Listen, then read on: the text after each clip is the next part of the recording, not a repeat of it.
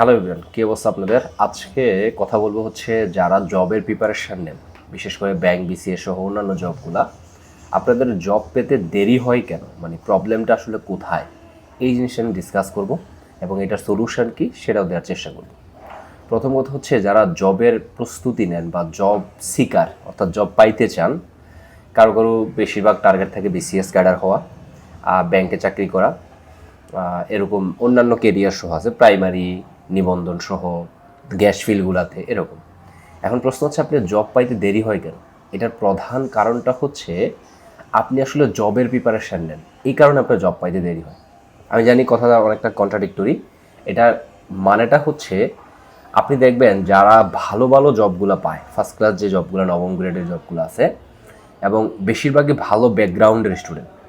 এখন প্রশ্ন হচ্ছে ভালো ব্যাকগ্রাউন্ডের যারা স্টুডেন্ট, ভালো ব্যাকগ্রাউন্ড বলতে আমি বুঝাই দিচ্ছি, ফর এক্সাম্পল বিভিন্ন পাবলিক ইউনিভার্সিটি, বুয়েটের হইতে পারে, ঢাকা ইউনিভার্সিটি, আইবিএর অনেক স্টুডেন্ট আছেন, এরকম হয়। এখন তারা কেন চাকরি পায়? আসলে কি তারা জবের প্রিপারেশন নেয়, প্রচুর পরিমাণে গাইড বই পড়ে এই কারণে না, নাকি হচ্ছে তাদের ডিফারেন্ট কোনো স্ট্র্যাটেজি ফলো করে? আমি যেহেতু আইবিএর স্টুডেন্ট ছিলাম এবং কিছুদিন বাংলাদেশ কৃষি ব্যাংকে সিনিয়র অফিসার হিসেবে কর্মরত ছিলাম, তো এই এক্সপিরিয়েন্সগুলো এবং বিসিএসের 44 বিসিএসের রিটেন দিচ্ছি, 45 রিটেন দিছি। যদিও এই সেক্টরে, জবের সেক্টরে আমি আর নাই বর্তমানে, সো অন্টারপ্রেনার হওয়া লাইনে আছি। যাই হোক, এখন তাহলে এই জবগুলো পাইতে আপনাদের দেরি হয় কেন, বা প্রবলেমটা কোথায়? বারবার আপনি প্রিলি ফেল করেন, বারবার রিটেন ফেল করেন, আবার অনেক সময় ভাইভাতে গিয়েও ফেল করেন। এই প্রবলেমটা আসলে কোন জায়গায়? এই প্রবলেমটার মেইন সমস্যাটা যেটা বললাম, আপনারা আসলে জবের প্রিপারেশন নেন। তাহলে কিসের প্রিপারেশন নিতে হবে?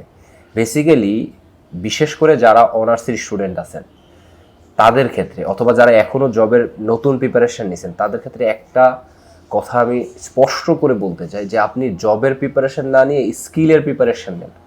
এটার মানে কি? আচ্ছা ধরেন জবের ক্ষেত্রে ইংলিশ একটা বড় ফ্যাক্টর।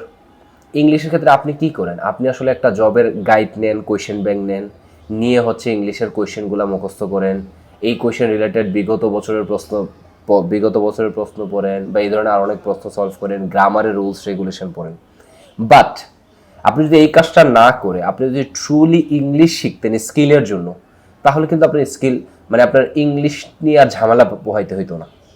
আপনি তো আসলে ইংলিশ পড়েন নাই, আপনি বিভিন্ন সময়ে বিগত বছরের প্রশ্ন, বা আপনি জবের প্রিপারেশন নিতেছেন, জবের প্রিপারেশন নিতে যে কোয়েশ্চেনগুলো আপনার কমন পড়ে না, সেক্ষেত্রে আপনি ঠেকে যান, আপনার ঝামেলা পোহাইতে হয়। কিন্তু যে ট্রুলি ইংলিশ পারে, সে কিন্তু নর্মালি একটা ইংলিশ কোয়েশ্চেনের 95% কোয়েশ্চেন সলভ করতে পারে। আমি দুইটা বিসিএস রিটেন দিছি, 44-45, এবং দুইটা, ট্রাস্ট মি, দুইটা বিসিএস এর ইংলিশ রিটেনে আমি কিছুই পড়ি নাই, মানে ইংলিশ সেকশনটাতে আমি কিছুই পড়ি নাই। জাস্ট কি কি আসে বিসিএস এর রিটেনে ইংলিশ, এই ব্যাপারগুলো সম্পর্কে একটু আইডিয়া নিছি। আর বাকিগুলো নর্মালি ইংলিশ পেপার পত্রিকা সবসময় পড়ে অভ্যস্ত, ইংলিশ স্পিকিং পারি, রাইটিং পারি, তো সেটা নিয়ে আমার কোনো করতে হয় নাই। ইভেন প্রিলির ক্ষেত্রেও সেম, প্রিলির ক্ষেত্রে যেটা করছি, আমি যেহেতু ইংলিশ পারি, জাস্ট প্রশ্ন দেখে দেখে কোয়েশ্চেন সলভ করে করে গেছি, এরকম হয়েছে। তো তার মানে আপনি আসলে জবের প্রিপারেশন না নিয়ে জবের স্কিলগুলোর প্রিপারেশন নিতে হবে, অর্থাৎ ইংলিশের, নাম্বার 1। নাম্বার 2, ধরেন বিভিন্ন জবের পত্রিকাগুলোতে জবের এক্সামগুলোতে আপনার আন্তর্জাতিক বা বাংলাদেশ বিশ্ববিদ্যালয় থেকে কোয়েশ্চেন আসে। তো এই কোয়েশ্চেনগুলা আপনি তো বিভিন্ন সময় মুখস্থ করেন, যে এটা কে প্রতিষ্ঠা করছে, এটা কত সালে প্রতিষ্ঠিত হয়েছে, এরকম কোয়েশ্চেন মুখস্থ করেন। আসলে ব্যাপারটা যেটা না হয়ে আপনি যদি একটু ভূ রাজনীতি বোঝার চেষ্টা করতেন, আপনি যদি পৃথিবীতে কি চলতেছে বর্তমানে বহির্বিশ্বে এবং বাংলাদেশে সরকার ব্যবস্থা আসলে কেমন চলতেছে, সেটা যদি বোঝার জন্য পড়তেন, পুরো সিস্টেমটা জানার চেষ্টা করতেন, এটাকে ব্রেইনে নেওয়ার চেষ্টা করতেন, তখন কিন্তু আপনার এই প্রবলেমটা হইতো না। সমস্যাটা হচ্ছে আপনি ডাইজেস্ট পড়া, আপনি কমন MP3 পড়ে, আবার MP3 পড়েন কীভাবে মুখস্থ করেন। আপনার উচিত ছিল ব্যাপারটাকে বোঝা, ফিল করা, ব্যাপারটা সম্পর্কে একটা কম্প্যাক্ট নলেজ নেওয়া, যে জিনিসটা আপনি নেন না। আবার ধরেন বিভিন্ন এক্সামে কম্পিউটার আসে সেকশন থেকে, এখন আপনি কম্পিউটারে মুখস্থ করেন কিভাবে কপি করতে হয়, কিভাবে পেস্ট করতে হয়, এগুলো বই থেকে মুখস্থ করেন। আপনি কম্পিউটার স্কিল নাই, আপনি কম্পিউটার চালাইতে পারেন না। আমি কম্পিউটার চালাইতে পারি, তো আমার আসলে কপি কিভাবে করতে হয়, কিবোর্ডের কোন ইয়াটা দিয়ে কপি করতে হয়, কোনটা দিয়ে পেস্ট করতে হয়, কন্ট্রোল C কন্ট্রোল ভি দিয়ে হচ্ছে পেস্ট করে, এখন আপনি এটা মুখস্থ করছেন, আপনি পরীক্ষা হলে ভুলে গেছেন, অথবা পরীক্ষা হলে এমন ট্রিকি জিনিস আসলো যেটা আপনার আসলে যে ট্রুলি আসলে কম্পিউটার চালাইতে পারে বা বেসিক নলেজগুলো আছে সে অটোমেটিক্যালি পারে, তার আসলে পড়া লাগে না, তো তার কিন্তু প্রেশার কমে গেছে কারণ সে কম্পিউটার চালাইতে পারে। তো কম্পিউটার সেকশনটা তার প্রেশার দিতে হয় নাই, বেশি একটা জোর দিতে হয় নাই, বেশি পরিশ্রম করতে হয় নাই, অটোমেটিক্যালি সে পারে। আপনি মুখস্থ করেও আপনি পারতেছেন না। তার মানে যেই জিনিসটা আমাদের প্রবলেমটা আসলে হচ্ছে, আপনি স্কিলে ফোকাস না করে আপনি জবে ফোকাস করতেছেন বা জবের এক্সামগুলোতে ফোকাস করতেছেন, এই জিনিসটা করা যাবে না। যারা বর্তমানে ভার্সিটি আছেন তাদের, এবং ম্যাথসের ক্ষেত্রেও, ম্যাথ আপনি করবেন আইকিউ ডেভেলপ করার জন্য, ম্যাথ করলে অটোমেটিক্যালি আইকিউ ডেভেলপ হয়। কিন্তু আপনি ম্যাথ করেন সিলেক্টিভ, আচ্ছা আপনার ব্যাংকের টার্গেট, আপনি ব্যাংকের ম্যাথগুলো সলভ করতেছেন, বাট আপনি অ্যাকচুয়ালি বেসিক ম্যাথ নিয়ে যে খেলাধুলা করা যায়, ম্যাথ নিয়ে যে অনেক ইন্টারেস্টিং কিছু করা যায়, এই জিনিসটা আপনার মাথায় নাই। এখন বলতে পারেন ভাই তাহলে কি আমি ম্যাথ বিশেষজ্ঞ হয়ে যাব? না, ম্যাথ বিশেষজ্ঞ হওয়ার তো দরকার নেই আপনার। আপনি জাস্ট বেসিক ডেভেলপ করবেন, অর্থাৎ বেসিক ডেভেলপ করার মাধ্যমেই কিন্তু আপনি অটোমেটিক্যালি অ্যাডভান্সগুলা নিজের মতন করে চেষ্টা করতে হবে, নিজের মতন করে ট্রাই করতে হবে। মুখস্থ করে করে গিয়ে বা কোনো রকম সলভ করে করে গিয়ে এইভাবে করে আসলে জব আপনি মনে করতেছেন যে আচ্ছা ঠিক আছে, না শুধু যেই ধাসে যেই পরীক্ষাটা দিব ওই ধাসের পড়াশোনা করি, এটা করে পেরে যাবেন, আসলে না। আলটিমেটলি আপনার ম্যাথ ওভারঅল ডেভেলপমেন্টটা লাগবে, ইংলিশের একটা ওভারঅল ডেভেলপমেন্ট বলে লাগবে, কম্পিউটার স্কিল লাগবে, টেকনোলজিক্যাল স্কিল লাগবে, বহির্বিশ্ব এবং বাংলাদেশে কি চলছে তার একটা সুন্দর ক্লিয়ার আইডিয়া লাগবে। তাইলে দেখবেন যে পরীক্ষা হলে প্রশ্ন কমন পড়া লাগবে না, আইকিউ দিয়ে অটোমেটিক্যালি সলভ করতে পারবেন অনেক প্রশ্নই।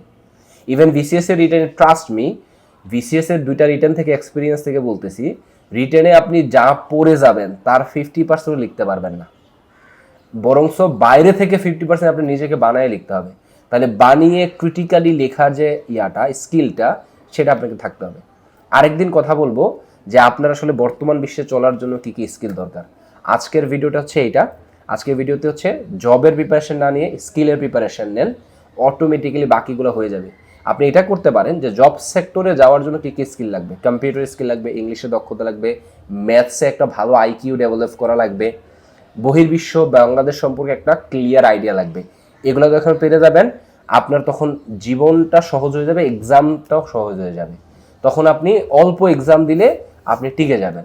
কিন্তু এইভাবে করে একটা ধরেন আপনার টার্গেট বিসিএস, এবার বিসিএস এর বাজারে গাইডগুলো কিনলেন, মুখস্থ করা শুরু করে দিলেন, ইংলিশের কোনো রকম এসে প্যারাগ্রাফ কোনগুলা কমন আছে, যেমন ধরেন ব্যাংকের একটা সামনে পরীক্ষা আছে, এবার আপনি কোনগুলা কমন প্যারাগ্রাফ এটার একটা লিস্ট করে এগুলো দেখে গেলেন, কিন্তু আলটিমেটলি আপনি বানায় লিখতে পারেন না।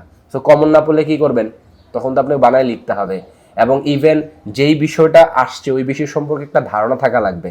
তো এই বিষয় সম্পর্কে ধারণা থাকবে কোথায়, আপনি যখন বহির্বিশ্ব এবং বাংলাদেশ সম্পর্কে একটা ক্লিয়ার আইডিয়া লাগবে না, তখন আপনার যে কোনো বিষয় সম্পর্কে আসলে কিছু না কিছু আইডিয়া থাকবে। আর এট দ্য সেম টাইম আপনি যদি ইংলিশে লিখতে পারেন, সেক্ষেত্রে আপনার ওই প্রবলেমটা হবে না। যেমন ধরেন ফর এক্সাম্পল ব্লু ইকোনমি, এই টার্মটা আপনি কখনো শুনেনই নাই, তাহলে আপনি এটা যদি প্যারাগ্রাফ আসে আপনি কীভাবে লিখবেন? তো ব্লু ইকোনমি শুধু আইডিয়া থাকা লাগবে, নাম্বার 1। নাম্বার 2, ইংলিশে রাইটিং পারা লাগবে, তাহলে কিন্তু অটোমেটিক্যালি আপনার এটা সলভ হয়ে যাবে। তো আশা করছি যারা বর্তমানে এইচএসসি কিংবা বর্তমানে যারা অনার্সে পড়তেছেন কিংবা নতুন জব সেক্টরে এন্ট্রি নিতেছেন, মানে জবের প্রিপারেশন নেওয়া শুরু করতেছেন, তারা এই বিষয়টা এখন থেকে শুরু করেন। আপনার হয়তো মনে হতে পারে আচ্ছা আমি যদি এইভাবে করি আমি 1 বছর পিছাই যাব, আসলে না। আপনি অন্যদের থেকে 1 বছর আগে জব পাবেন। আপনি যদি গাইড বই এগুলার দিকে ফোকাস না করে ট্রুলি নলেজ ডেভেলপমেন্টে 1 বছর এফোর্ট দেন, তাহলে আপনি একটা মানে কাঙ্ক্ষিত জব পাইতে ন্যাচারালি আমাদের বাংলাদেশে এটা হয় 2 থেকে 2.5 বছর কিংবা 3 বছর সময় লেগে যায়। কেউ কেউ তো একেবারে লাইফ টাইম পারিলেও জব পায় না, এরকম হয়। তো প্রবলেমটা হচ্ছে এই জায়গায়, আপনি 6 মাস সময় দেন আপনার নিজেকে, নিজের স্কিলগুলা, ইংলিশ রাইটিং, ম্যাথের আইকিউ ডেভেলপমেন্ট, বাংলাদেশ বহির্বিশ্বের মানচিত্র থেকে শুরু করে আশেপাশে কি চলতেছে, কারা কোন কেমন দেশ, কাদের সাথে কাদের এলাই আছে, মানে মৈত্রী বন্ধুত্বপূর্ণ সম্পর্ক, কাদের সাথে আগে ঝামেলা ছিল, এই ব্যাপারগুলো যে একটা ক্লিয়ার আইডিয়া নেওয়ার পড়ার চেষ্টা করেন, তাইলে অনেক বেশি কাজে লাগবে। স্টুডেন্ট লাইফে আমি ডিবেট করতাম, অন্যদিন আরেকটা বিষয় নিয়ে কথা বলবো, কোন কোন স্কিলগুলা স্টুডেন্ট লাইফে ফোকাস করা হবে, এগুলো পরবর্তী আরেকটা ভিডিওতে দিব। তো আজকের ভিডিওতে আমি ছিলাম আপনাদের সাথে হাবিব রহমান, জয়েন ইংলিশের ফাউন্ডার, বাংলাদেশ কৃষি ব্যাংকের সাবেক সিনিয়র অফিসার, বর্তমানে একজন এগ্রি এন্টারপ্রেনার হিসেবে কাজ করছি। সো আজকে এই পর্যন্তই, থ্যাংক ইউ সো মাচ।